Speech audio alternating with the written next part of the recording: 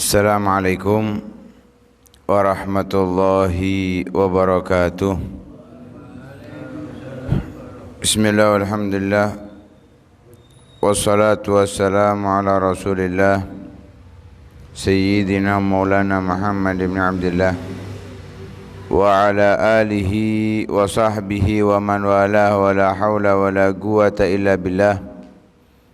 Subhanallah, alhamdulillah, wa la ilaha illallah, Allahu akbar, wa la hawla wa la quwata illa billahil aliyyil azim. Adada kulli harfin kutiba au yuktabu abadal abidin wa dahrad dahirin. Subhanaka la ilma lana illa ma'allamtana innaka antal alimul hakim. Nawayna ta'alluma wa ta'lim wa naf'a wal intifa' wal mudhakarata wa tadhkir والإفادة والاستفادة والحث على التمسك بكتاب الله وسنة رسوله والدعاء إلى الهدى والدلالة على الخير ابتغاء وجه الله ومرضاته وقربه وثوابه سبحانه وتعالى.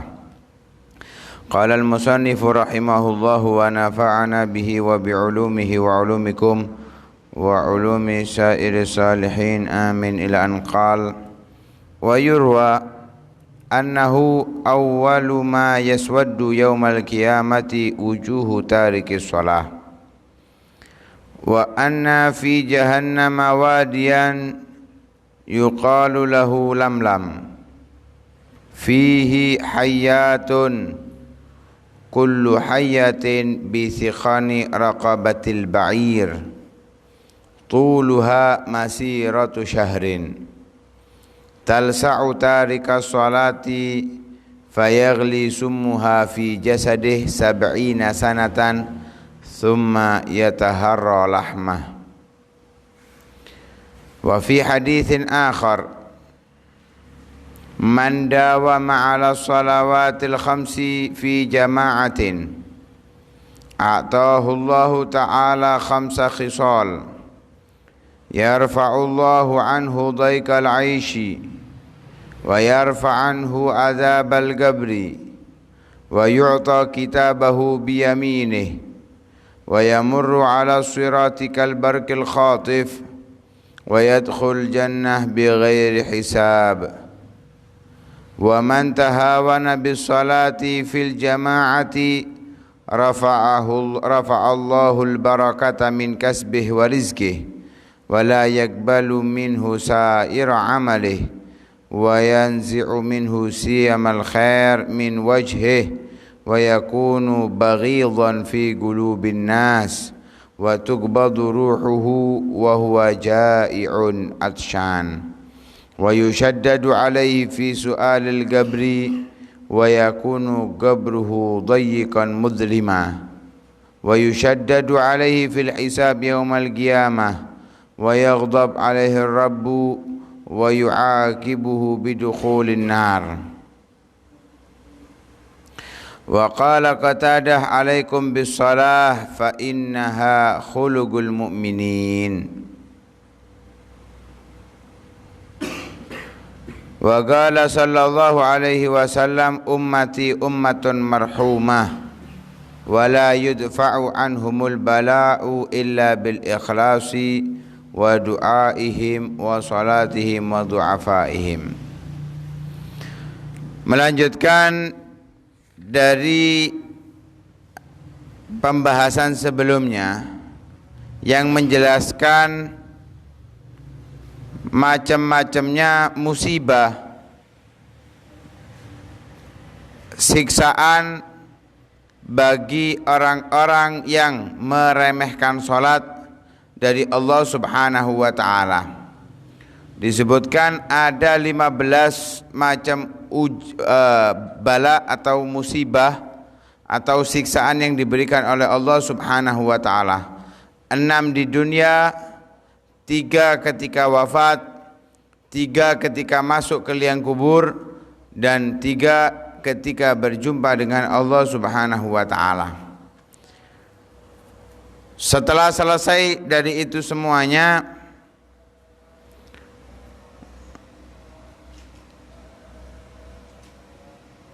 disebutkan dalam satu riwayat annahu awwalu ma yaswaddu yaumal qiyamah wujuhu tarikis shalah. Pertama, wajah dari hamba-hamba Allah Subhanahu wa taala kelak di hari kiamat yang menghitam, gelap gulita. Walaupun mungkin saat di dunia wajahnya putih, merona, memerah, adalah orang-orang yang meninggalkan sholat. Jadi manusia ini di dunia ada yang putih, ada yang coklat, sawo matang, hitam dan yang lain sebagainya. Itu di hari kiamat gak berpengaruh. Oh yang di dunia putih nanti putih enggak, oh yang di dunia hitam di hari kiamat nanti hitam enggak. Itu semua hanya pemberian Allah di dunia. Ketika di hari kiamat kelak dibangkitkan orang yang ahli sholat, walaupun di dunia hitam, dia akan terang benderang putih. Karena sudah difirmankan oleh Allah Subhanahu wa taala, yauma tabyaddu wujuhu wa taswaddu wujuh. Orang-orang yang ahli maksiat akan gelap wajahnya. Orang yang ahli ibadah, ahli ketaatan akan terang benderang putih wajahnya. Enggak pengaruh. Kita di dunia hitam enggak masalah, yang penting di hari kiamat kita akan menjadi putih. Yang dikhawatirkan di dunia putih, naudzubillah, di hari kiamat menjadi hitam. Siapa yang pertama kali dihitamkan wajahnya oleh Allah? Secara global orang yang ahli maksiat semuanya akan menghitam wajahnya. Pertama kali yang dihitamkan wajahnya oleh Allah ketika dibangkitkan di hari kiamat kelak adalah orang-orang yang meninggalkan sholat. Orang yang ahli maksiat semuanya dihitamkan oleh Allah. Tapi yang pertama menandakan kalau pertama dalam keburukan ini ya berarti yang terhina, mendapatkan hitam itu dari awal sampai akhir. Berarti yang paling hina adalah orang-orang yang meninggalkan sholat. Wa anna fi jahannam, juga diriwayatkan bahwa di neraka jahannam wadian, ada satu lembah. Jadi di neraka jahanam itu ada satu lembah yang dinamakan dengan lamlam. Jadi lembahnya ini namanya lamlam. Kita punya daerah ada yang lembah, yang dikatakan lembah, ada namanya kan. Lah nama lembah yang ada di neraka jahanam ini ada yang disebut dengan lamlam. Ada juga yang disebut dengan wail. Ya, ada yang disebut dengan wail. Sebagaimana sebagian ahli tafsir menyatakan dalam firman Allah wailun lil mutaffifin atau wailun lil musallin dan yang lain sebagainya, itu adalah wadin fi jahannam, lembah yang ada di neraka jahanam. Ada juga lembah yang dinamakan dengan lamlam. Fihi hayatun, di dalamnya banyak ular. Di lembah di neraka Allah Subhanahu wa taala banyak ular. Jangan digambarkan ularnya sama dengan di dunia ya. Ini kalau disebutkan di sini ceritanya nanti ya mudahnya untuk kita pahami seperti ular yang ada di dunia, tapi nggak sama. Di lembah tersebut banyak ularnya. Kullu hayyatin, setiap ularnya bithiqani raqabatil ba'ir. Diameternya itu seperti lehernya onta. Wade. Ya. Ya, seperti ular kalau yang kita ketahui itu piton ya. Piton itu gede. Nah, ini lehernya seperti lehernya onta. Apa ketebalannya, diameternya ular ini seperti lehernya onta besar. Tuluha, panjangnya ular ini, biasanya ular piton berapa meter? 10 meter gitu ya, 10-15 paling ya, mentok 15. Kalau yang anaconda itu kan hayalan ya. Anaconda itu hayalan. Wis anggepen ono anaconda itu paling panjang berapa? Paling ya wis 20 meter, 30 meter gitu ya. Kalau ini ular yang ada di di wadi tadi, di lembah tadi yang dinamakan dengan lamlam, yang berada di lembah di neraka jahanam, sudah diameternya itu ukuran lehernya onta, panjangnya perjalanan 1 bulan. Jadi kalau kita ada ular itu ditarik ini, kita jalan 1 bulan, ya wis iku baru tutup pucuke uloe. Sini kepalanya kita perjalanan 1 bulan sampai di ujungnya di buntute ularnya. Misalnya dipangan iku lek tutuk nisore tutuk buntut iku ngenteni 1 wulan, gak mari-mari. Itu per ularnya. Per ularnya seperti itu. Lah di dalamnya banyak. Talsa tarika shalah, yang setiap waktunya tugas dari ular tersebut, per ularnya ini, per ularnya menyengat ke orang yang meninggalkan sholat. Kelak di hari kiamat, manusia itu dibangkitkan oleh Allah tingginya seperti Nabi Adam ketika diturunkan di bumi. Ya kurang lebih 60 zira. Ya 60 zira, 60 hasta. Ya kalau di meter anggapan lah 30, 28 meter sampai 30. Sanggapan seperti itu. Berarti kalau tinggi sedemikian, ini ular yang ada di mata kita, piton kah atau anaconda, itu perbandingannya mungkin sama kita, kalaupun panjang itu kan 1:30 ya. Ya 1:30. Lah perjalanan 1 bulan itu kalau jalan kaki kira-kira berapa ratus kilometer. Kalau belajar ilmu fikih di dalam masafatul qasri, perjalanan qasar, itu perjalanan yang ditempuh dengan berkendara kuda, ya terkadang istirahat, membawa barang dagangan, 2 hari 2 malam. Itu kalau dikisahkan sama ulama dengan istirahat tuh ya, perjalanan 82 kilo. Sudah mengatakan 8. Wis anggapan ele-elean 75 kilo. 2 hari 75 kilo itu dengan istirahatnya. Berarti kalau misalkan itu 2 hari berarti kali 15. Ya. Wis 1000 kilo lebih wisan. Ya, sampai dalam 1000 kilo.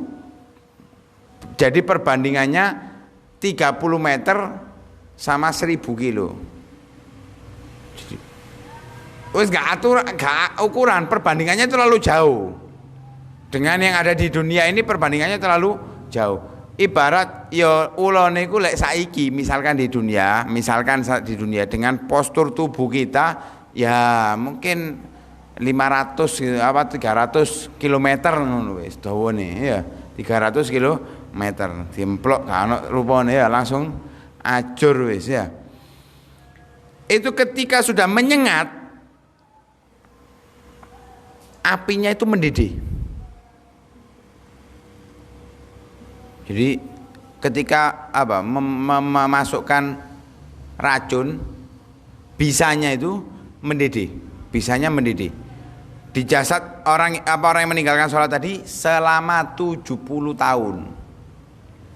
Jadi 1 kali sengatan mendidih sengatannya tadi bisanya tadi selama 70 tahun. Tsumma yataharral lahma. Kemudian setelah 70 tahun daging dari tubuh kita ini melempuh ajur. Karu-karuan. Ibarat kita masuk di air mendidih, jangankan 70 tahun ya. Menitan wis karu-karuan kan. Kok nyemplung, kesiram langsung melempuh semua kulit kita. Ini bayangkan kita disengat sekali dengan 1 ular, itu bisa membuat bisanya mendidih selama 70 tahun, kemudian daging tubuh kita hancur, melepuh dan tidak karu-karuan. Lek ngono wis mari wis. Dikembalikan lagi oleh Allah seperti semula lagi. Disengat lagi merasakan hal serupa selama 70 tahun. Nah ini di sini 70 tahun itu kan ceritanya akhirat ya, bukan dunia. Di hari kiamat di neraka. Wallahu alam kalau itu memang yang dimaksud Nabi 70 tahun dunia itu sudah merasakan sakitnya luar biasa. Bagaimana kalau itu 70 tahun akhirat? Ya, kalau 70 tahun akhirat per harinya akhirat itu seperti 1000 tahun dunia. Saru wis. Sak tuwuk-tuwuke iku. Nauzubillah min dzalik. Itu bagi orang-orang yang meninggalkan sholat. Karena itu jangan sampai kita meninggalkan sholat dengan sengaja, baik karena malas, terlebih lagi kalau ingkar. Ya, kalau meninggalkannya nggak sengaja nggak apa-apa. Kalau nggak sengaja nggak mendapatkan azab seperti ini selama dikodoi.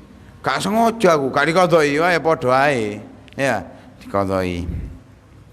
Wa fi haditsin akhar, dalam hadis yang lain, Rasul sallallahu alaihi wasallam bersabda, "Man dawama 'ala shalawatil khamsi fi jama'atin." Ini keutamaan bagi orang yang sholat berjamaah, selalu sholat 5 waktu dalam keadaan berjamaah. A'tahullahu ta'ala khamsa khisal. Allah berikan padanya 5 kebaikan, 5 perkara. Apa itu? Yang pertama, yarfa'ullahu anhu dhaikal 'aish.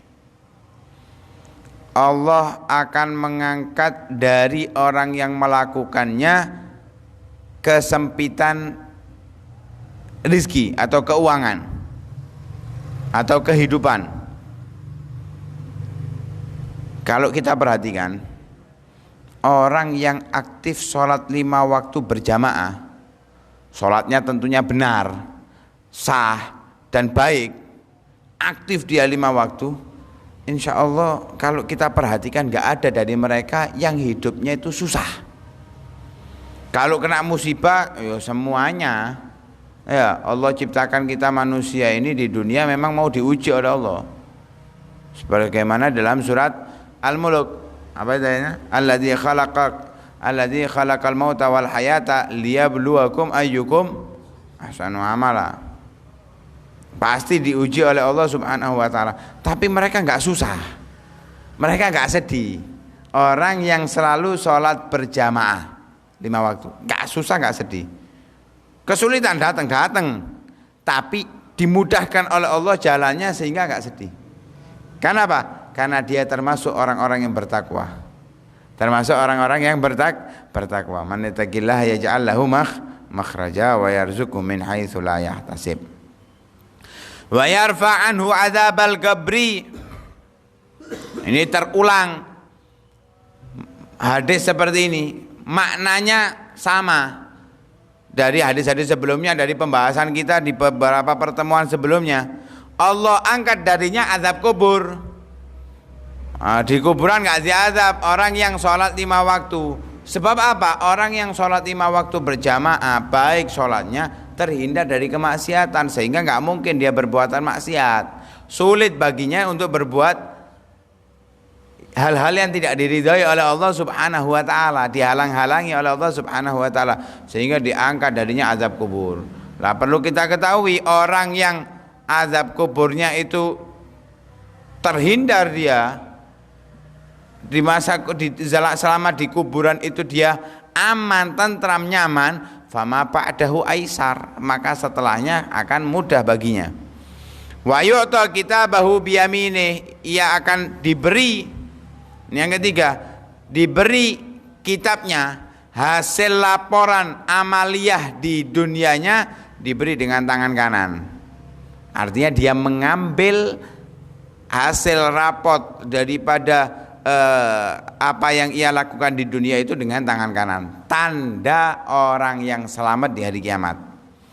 Wa yamurru ala sirat kal barqil khatif, melalui sirat, jembatan yang terbentang di atas neraka jahanam, yang lebih tipis dari rambut, lebih tajam dari pedang, itu seperti kilat yang menyambar. Jadi kecepatan cahaya. Kecepatan cahaya itu kan kecepatan yang paling cepat ya. Dalam ilmu apa itu fisika ya. Walaupun belajar ben kak temen ngono eling-eling titik. Dalam ilmu fisika kecepatan yang paling cepat adalah kecepatan cahaya. Kedua adalah kecepatan angin. Iya. Yang temen. Kenapa kok seperti itu? Ya, koro ya hadisnya ngono. Jadi yang paling cepat itu kalbarkil khotif yang melewati sirat. Yang kedua karihil mursalah, seperti angin yang berhembus. Kecepatan yang kedua itu, kecepatan yang kedua seperti angin yang berhembus. Jadi macam-macamnya orang yang lewat sirat itu macam-macam. Ada yang lewatnya seperti yang disebutkan ini, kilat yang menyambar. Ada yang seperti angin yang berhembus. Ada yang seperti berkendara. Ya, naik kuda, kalau istilah riwayat hadisnya itu seperti naik kuda. Ada yang lari. Ada yang berjalan. Pakai kaki jalannya. Ada yang jalannya pakai tangan. Ada yang jalannya pakai kepala. Ada yang ngesot. Ya, yang jalannya pakai kepala, pakai tangan, pakai ngesot, ini banyak yang jatuh. Kalau yang jalan, lari, berkendara, angin, ini aman, selamat. Apalagi yang kalbarkil khotif. Lah, siapa yang jalannya seperti kalbarkil khotif? Di antaranya ini, yang selalu sholat berjamaah, sholat 5 waktu berjamaah. Ini di antara orang yang akan melalui sirat kalbarkil khotif. Semuanya akan lewat. Semuanya akan melewati. Wajib manusia siapapun dia akan melewati sirat. Tapi ada tingkatan orang yang melaluinya. Ada yang seperti kilat, artinya cepat sampai ke surga Allah Subhanahu wa taala. Ada yang bertahap, ada yang lelet, ada yang kejebur dhisik renang nang neraka jahanam. Nauzubillah min dzalik. Nah, ini orang yang istimewa ya kalbarkil khotif ini. Karena memang lewat sirat itu macam-macam. Kenapa kok dipercepat? Seperti kilat yang menyambar, karena termasuk orang-orang yang beriman. Itu api neraka ketika melihat orang yang beriman lewat di sirat, itu mengatakan juz ya mukmin, wahai orang beriman cepat lewat, jangan lama-lama di atas sirat ini. Kenapa? Fa inna nurak yahriku nuri, karena cahayamu membakar apiku. Jadi kepanasan, neraka jahanam itu kepanasan dengan orang-orang yang beriman, sehingga dipercepat oleh Allah dan lewat orang-orang yang beriman, dipercepat oleh Allah Subhanahu wa taala. Kalau orang munafik, orang kafir, wah, makanan ya, bahan bakar ya, yang menjadi alat untuk menyalakan api neraka Allah Subhanahu wa taala. Wa yadkhulul jannah bighairi hisab. Nah, masuk surga tanpa ada hisab. Gak ada hisab oleh Allah Subhanahu wa taala. Kalau kita mau baca maulid tiba, ya sulusun yadkhulunal jannata bighairi hisab, kita doa Allahumma ja'alna minhum. Donga tok pancet padha ae ya. Apa usaha kita ini? Kita salat 5 waktu berjamaah akan masuk surga tanpa hisab. Kita doa, butuh doa. Tapi harus ada amalia. Ndonga tok gak ono kerjae. Ya Allah, sugihno ya Allah, turut tok nek omah. Sugih. Ya sugih iler. Ya. Sugih iler, walet akhirnya ya. Sugih. Berpeta-peta negara akhirnya ya di kasure. Turut tok. Kalau pengen kaya, usaha. Minta doa kepada Allah. Kita juga seperti itu. Kita sholat 5 waktu dengan baik. Mohon Allahumma adkhilnal jannata bighairi hisab. Dikabulkan oleh Allah Subhanahu wa taala masuk surga tanpa hisab. Kenapa? Orang yang dihisab itu terazab. Man husib uzib. Orang yang dihisab itu merasa terazab. Bayangkan, orang itu ditanya oleh Allah setiap waktunya yang diberikan oleh Allah Subhanahu wa taala. Bainal maghrib wal isya, antara maghrib dan isya, di hari ini kamu apa yang kamu lakukan? Kenapa kamu melakukan ini dan itu? Uang yang kita miliki, setiap persentase uang yang kita miliki ditanya oleh Allah, dari mana kamu dapatkan, untuk apa hasilnya, kemana kamu larikan. Itu semua ditanya oleh Allah Subhanahu wa ta'ala satu persatu. Lah bayangkan, ini manusia dari zaman Nabi Adam sampai akhir zaman nanti. Kok jangan zaman Nabi Adam, yang ada di zaman kita aja, yang ada di zaman kita itu kalau disensus kan ada kisaran kurang lebih 7 miliar penduduk di zaman kita saat ini, kurang lebih 7 miliar ya, kurang lebih 7 miliar. Bayangno antri 7 miliar, antri netok iku wis azab kan gitu ya. Makanya sampai orang ahli orang-orang kafir di hari kiamat kala itu ketika antri dihisab, itu mereka ngomong, ya Allah wis lebokno neraka. Kenapa? Gak kuat dihisab. Belum dihisab lho, antrine tok wis gak kuat mereka. Wis ndang mlebu neraka wis sama sisan ngono lho. Bukan berarti di neraka iku berarti parah dihisab, enggak, parah di neraka. Tapi wis gak betah wis ndek ngono wisan. Wis ndang mari wis. Begitu juga orang yang dihisab itu walaupun sebentar hisabnya itu merasa terazab. Ya, kita kalau mau gawe KTP, ya antri di Spinduk ya. Antri.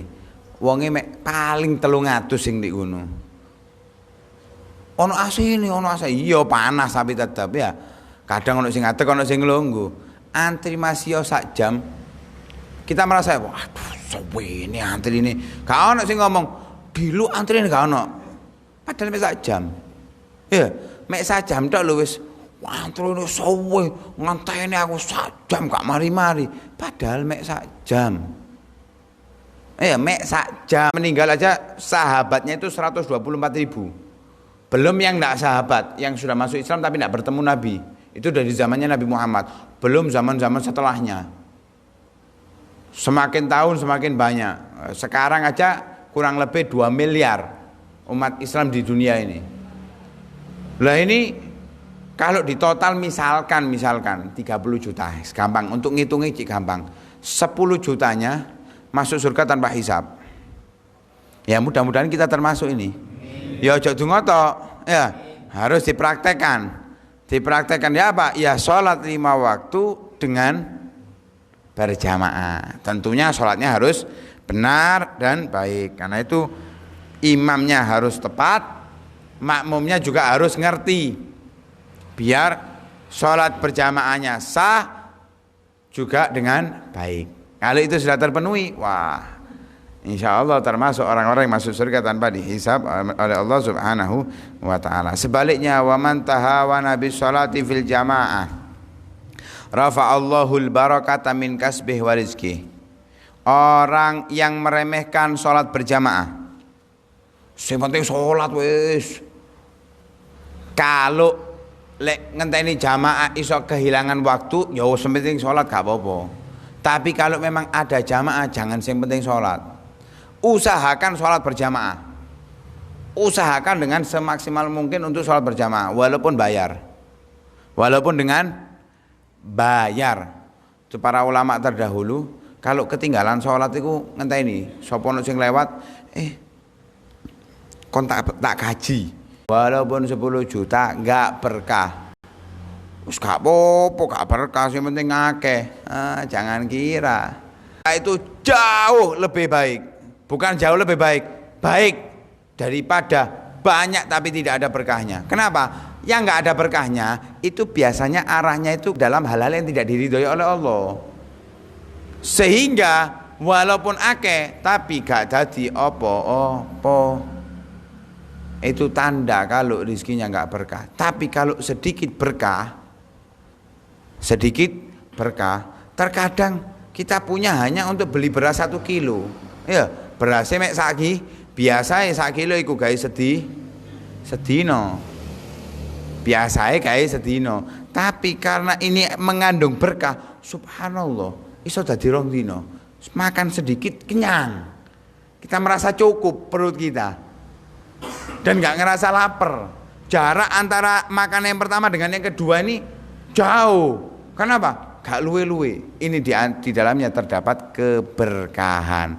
Dan hasil daripada yang halal tadi itu, yang berkah tadi itu membuat orangnya mudah berbuat baik, mudah berbuat ibadah, memperbanyak amalan di dunia. Kenapa? Karena rezekinya berkah.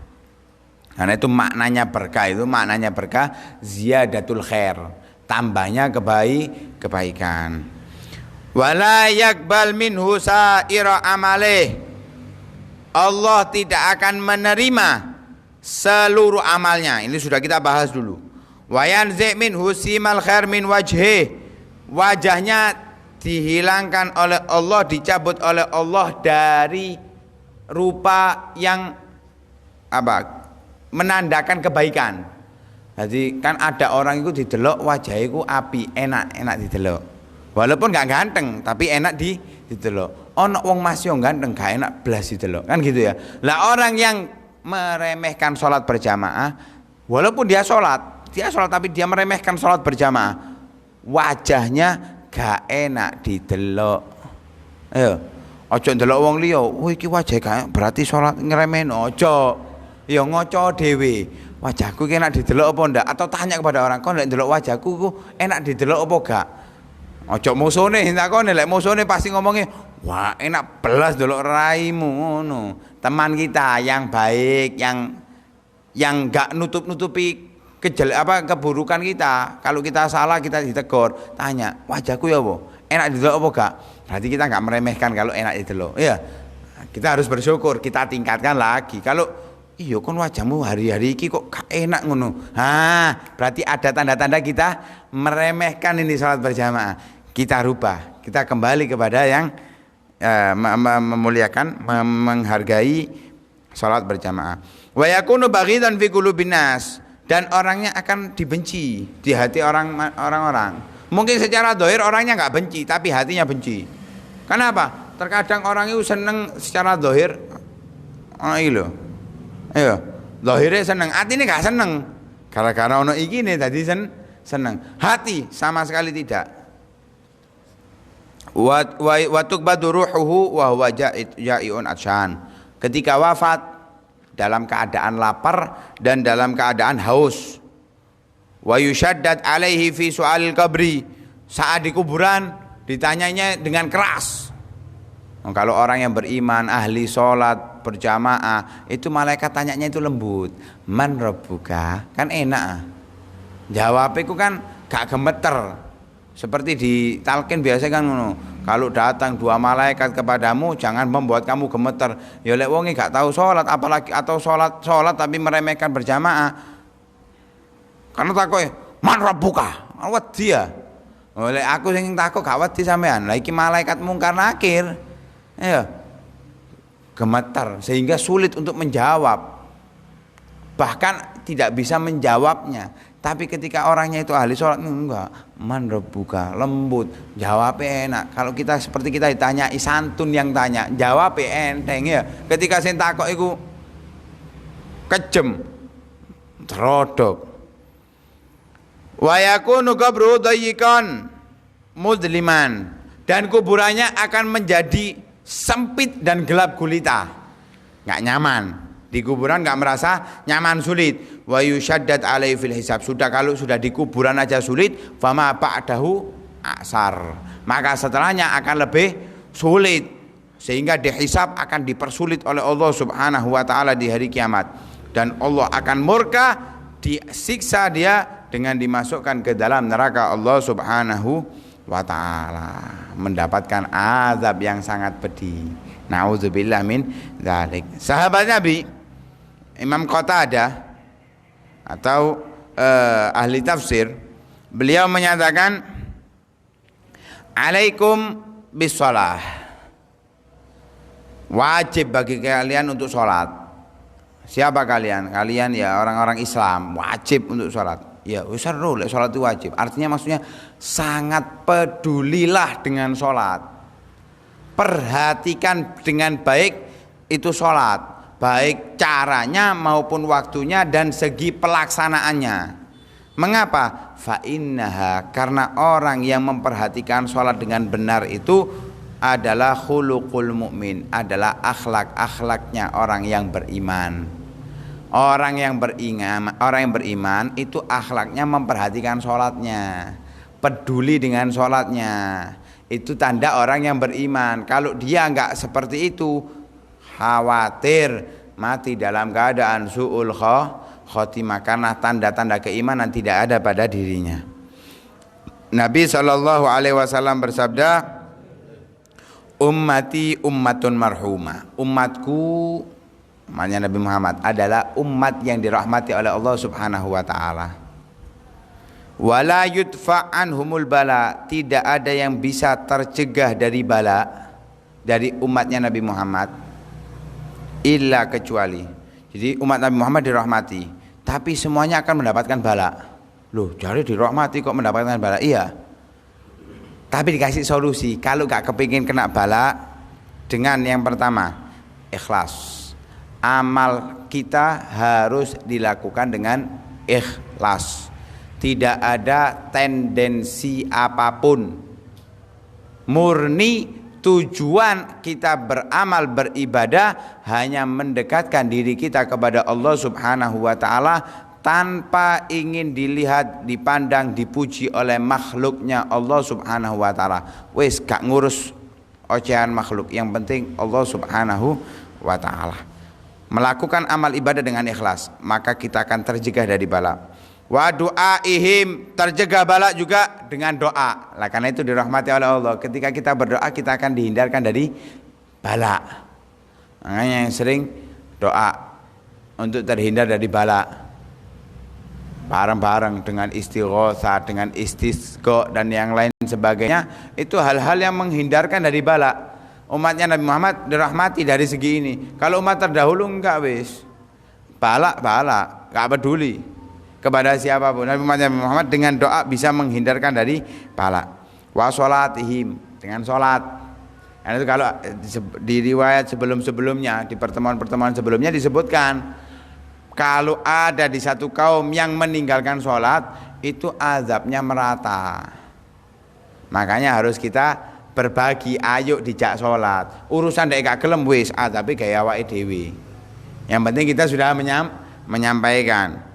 Wa du'afaihim, orang-orang lemah daripada umat Islam, baik lemah secara fisik maupun lemah secara materi. Orang-orang lemah secara materi. Lah orang-orang lemah itu perlu kita rahmati, perlu kita kasihani, karena sebab mereka azab oleh Allah Subhanahu wa taala dicegah. Karena itu dalam satu riwayat Rasulullah mengatakan, laula syuyukhun ruka, kalau bukan karena orang-orang tua yang ahli ibadah, anak-anak kecil yang masih rudha, menyusui, dan orang-orang fakir, orang-orang lemah, la subba alaihimul adzabu sabba, niscaya akan oleh Allah turunkan azab secara langsung. Ya, banjir azab. Bukan banjir air itu seenak. Ya, banjir air itu seenak walaupun itu menyakitkan. Mending tapi diguyur oleh Allah Subhanahu wa taala azab. Ini bagi orang kalau tidak karena orang-orang yang ahli ibadah dari orang-orang tua dan anak-anak kecil yang diwalik seperti umatnya Nabi Lot itu, buminya diangkat diwalik, ya amblas kabeh ya. Atau seperti Nabi Nuh, banjirnya gak tanggung-tanggung, sampai anaknya itu ke gunung, yo sik kentir ya, sik kenyut, bahasa wong Mojosari yo kenyut, ya, kelem, kadelep. Itu yang sudah di atas gunung zamannya Nabi Nuh. Umat Nabi Muhammad enggak, azab iku mek titik tok, tsunami. Kita anggap wah iki tsunami. Nabi Nuh sak bumi banjire. Tsunami kan mek Aceh tok ya, Donggala tok. Ngono tok cilik sian kecil. Gempa. Ini 7 skala Richter. Iya, cilik iku sian. Bayangkan itu umatnya Nabi Lut diwalik, duduk gempa ya, diangkat diwalik, brek ngene wis. Dadi apa kira-kira? Ya, dadi martabak mari ngono. Anu wis parah wisan. Ini yang ditunjukkan oleh Allah untuk umat Nabi Muhammad itu kecil. Kenapa? Karena mereka adalah ummatun marhumah, yang dipandang oleh Allah orang-orang yang ahli sholat, dari orang-orang tua yang mereka melakukannya dengan ikhlas, anak-anak kecil, doa-doanya orang-orang soleh, kemudian sholat-sholatnya orang-orang yang baik, serta orang-orang yang lemah, baik dari kalangan fuqara wal masakin, serta dari anak-anak kecil, anak-anak bayi. Rahmatnya Allah subhanahu wa ta'ala untuk mereka. Karena itu mari kita rubah kehidupan kita, perhatikan sholat dengan baik, sehingga kita akan menjadi penyebab dijauhkannya azab bala dari Allah subhanahu wa ta'ala untuk kita, keluarga kita, tetangga kita, dan orang lain. Jangan sampai kita yang menjadi penyebab turunnya azab Allah subhanahu wa ta'ala. Walaupun kita harus merasa ketika ada azab turun dari Allah, kita harus merasa itu penyebabnya adalah kita. Tapi pada hakikatnya Allah yang mengetahui siapa penyebabnya. Tapi kalau kita ada tanda-tanda, ya harus ngakoni. Ibarat maling ketemon, kan gak ngakoni sih, wis ketemon, ya sakonono lek kok nyolong kan ngono. Ya kita juga seperti itu. Kalau kita sudah menjaga sholat dengan baik, ya kita harus merasa mungkin dari saya ini. Tapi kalau kita sholat oponoe, apalagi kadang meninggalkan sholat, ya kita harus bukan merasa, kita akui, iya itu memang penyebabnya aku, tobat, agar kita menjadi orang yang diinginkan oleh Allah subhanahu wa ta'ala, menjadi yang terbaik. Karena itu yang kita harapkan, mudah-mudahan Allah subhanahu wa ta'ala menjadikan kita orang-orang yang ahli salat, ahli ibadah, ahli ketaatan, dijauhkan daripada segala bentuk kemaksiatan.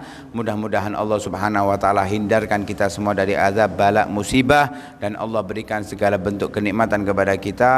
Dan mudah-mudahan Allah subhanahu wa ta'ala lancarkan rezeki kita, beri dengan keberkahan, dan diberikan yang halal, banyak, serta penuh dengan keberkahan, dan dihindarkan daripada azab Allah subhanahu wa ta'ala. Amin amin ya rabbal alamin. Sallallahu alaihi wasallam Muhammadin wa ala alihi wasallam. Alhamdulillahi rabbil alamin.